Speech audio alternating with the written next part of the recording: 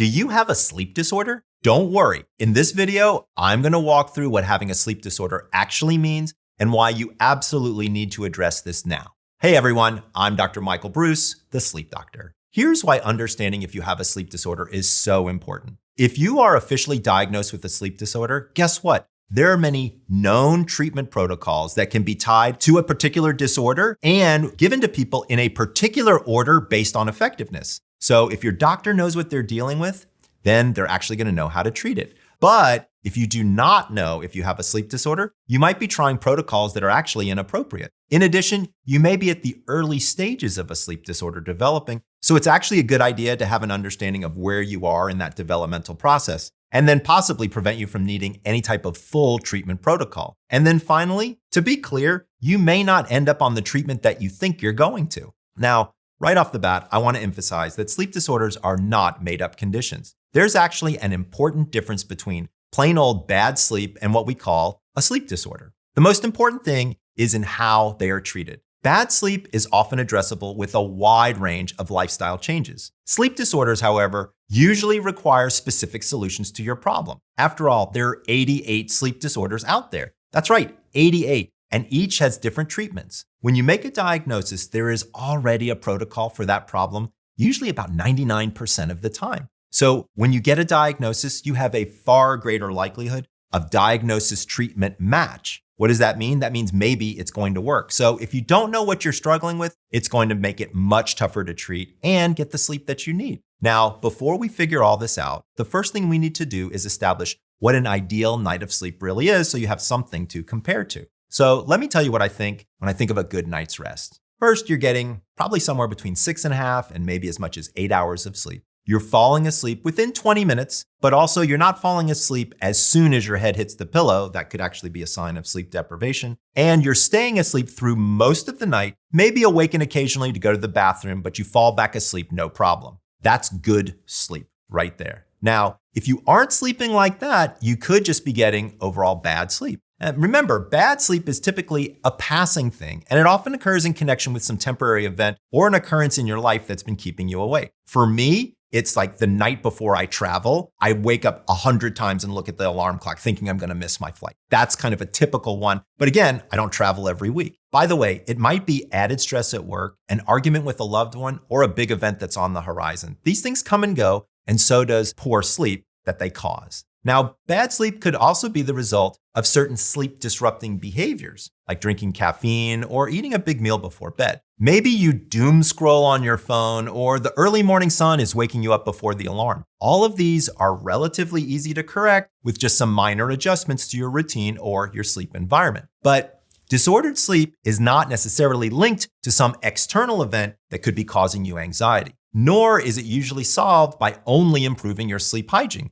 Although that's always something to keep in mind, right? Instead, sleep disorders are real medical conditions that can be diagnosed and treated by a doctor. So what are the types of the different sleep disorders? As I mentioned earlier, there are 88 different sleep disorders listed in the latest edition of the International Classification of Sleep Disorders Manual. What I'm going to do now is walk you through the 6 most common sleep disorder categories so you can get a sense of what some of those symptoms are. Hopefully, by understanding more about the various sleep disorders out there, it'll give you a better sense of whether your sleep problems are just bad sleep or possibly one of these sleep disorders. By far, the most common sleep disorder is my favorite, insomnia. In fact, some estimates say that as many as 1 in 10 adults have clinically diagnosable insomnia. And it's the #1 reason why people seek out sleep-related medical advice. Now, what is that exactly? Remember, insomnia is a catch-all term for people who are struggling to get the quantity and quality of sleep that they need. It can manifest itself in many different ways. For example, it might be not being able to fall asleep at the beginning of the night,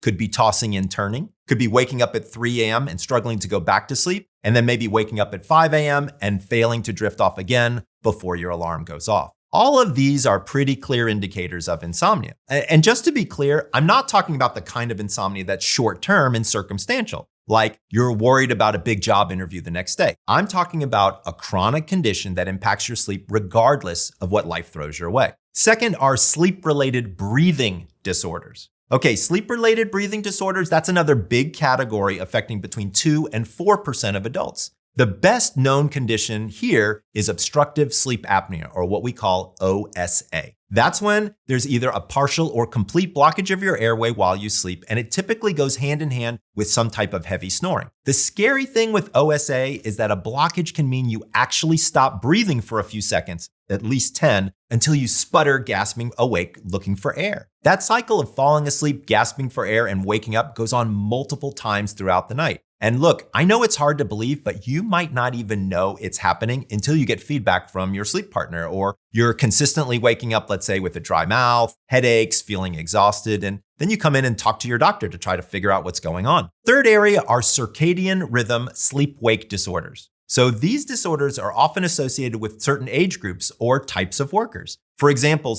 seniors may fall asleep right after dinner and then wake up before dawn. So they're early or phase advanced, whereas teenagers might be up until 2 o'clock in the morning and want to sleep until 12, and that's phase delayed. Now, that's not necessarily a problem, but if your body clock is completely out of sync with your environment, then you're going to be struggling to get the sleep that you need. Sleep-wake disorders are particularly common in shift workers as well. Hey, maybe you're one of America's 15 million or so shift workers who works overnight and whose body refuses to sync up with your graveyard schedule. You're going to be dealing with extreme fatigue, which can be a real issue when you need to be ready to do your job, but you're feeling like you need to go back to bed for another 8 hours. Okay, so insomnia, obstructive sleep apnea, sleep-wake disorders, these are all fairly well known. Now, I wanted to turn to a couple of conditions that are maybe a little less familiar, but still affect a significant amount of people. But before I do, I'm going to be honest with you. I have something I want to ask you. No, it's not like this video and subscribe to my channel. Hopefully you do that anyway. Instead, think about the 3 disorders that we just talked about. Do you know anybody in your life that could be struggling with any one of those 3? If you know them, do me a favor, stop right now and share this video with them. My goal here is to help as many people as I can get the sleep they deserve. And you can help me do that right now. All right, we're going to get back into the video. One of the lesser known categories of sleep disorders is called hypersomnolence. Essentially, these are conditions associated with chronic exhaustion. You're going to have trouble staying awake and alert during the day, and sometimes that can be caused by your own habits. Maybe you're not prioritizing sleep. Maybe you're burning the candle at both ends, and so you're exhausted all the time. But sometimes hypersomnolence is actually the result of a sleep disorder. For instance, you've probably heard of something called narcolepsy. That's a condition that makes people fall asleep at random times and without warning. And treating this kind of hypersomnolence is going to look different than treating chronic fatigue. Another area, which is one of my favorites, are the parasomnias. This is actually where a lot of weird stuff happens. So parasomnia essentially involves taking part in everyday actions while asleep. What could I be talking about? Well, it sounds strange, but you can actually walk,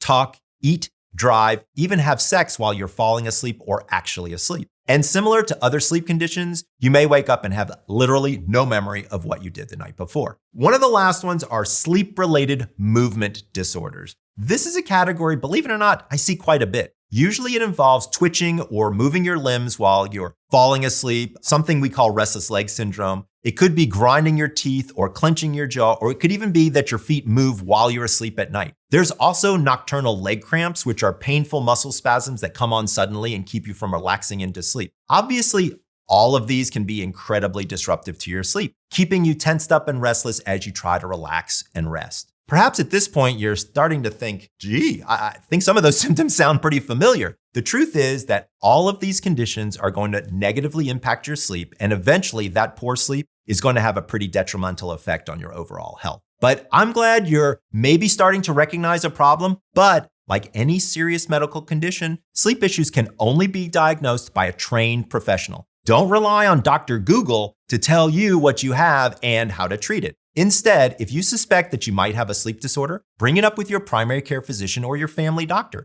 They'll probably start asking you a series of questions about your symptoms and gathering a list of any medications you take and any underlying conditions that you may have. Remember, sleep is kind of the litmus test. If you're healthy, you sleep well. If you don't sleep well, it could be a sign of trouble. I honestly can't tell you how many times the information in a standard sleep questionnaire led me to connect the dots and discover another issue that needed to be treated immediately and that actually saved a patient's life. If you have a sleep diary, and I highly recommend that you start one if you're experiencing any sleep problems, be sure to take it with you to the appointment. there can be diagnostic clues in there that can actually help your doctor point them in the right direction. Now, after they get a sense of your medical history and current symptoms, they may suggest that you get a blood test to check for deficiencies. Remember, I like to look for vitamin D, magnesium, and iron in particular. They could also recommend an at-home sleep test to get a more objective, data-based look at your sleep. Once you have an official diagnosis and your doctor can then design a treatment plan specifically for your sleep issues,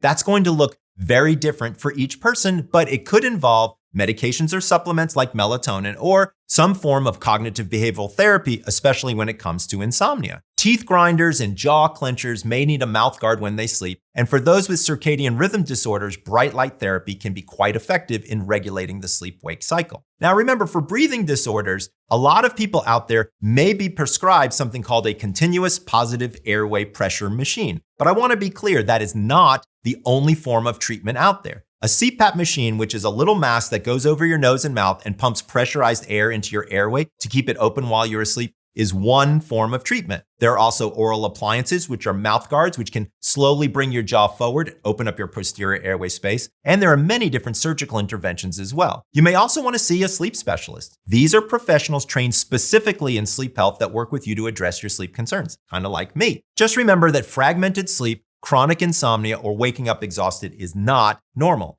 If you find yourself brushing these things off as just bad sleep, you could actually be putting yourself at risk for much more serious trouble. If you're not sleeping well on a regular basis, it may be because of a sleep disorder. Make yourself a doctor's appointment. In some cases, it will be all well and all you need to do is adjust a few behaviors to get some better rest. But in other cases, you could prevent an undiagnosed sleep disorder from wreaking havoc on your health and well-being. Hopefully, your sleep issues aren't an actual disorder and are just a case of bad sleep, in which case, easy lifestyle changes can be just what you need to get better sleep. But if you get overwhelmed by the sheer volume of information out there on sleep, I suggest you check out my new book, Sleep, Drink, Breathe, Wellness is Too Complicated. It gives you a simple, science-based approach to your health that will not only help you get a better night's sleep, it'll help you feel more energetic and less anxious during the day. Do me a favor, pre-order it now. This is Dr. Michael Bruce, the Sleep Doctor, wishing you sweet dreams.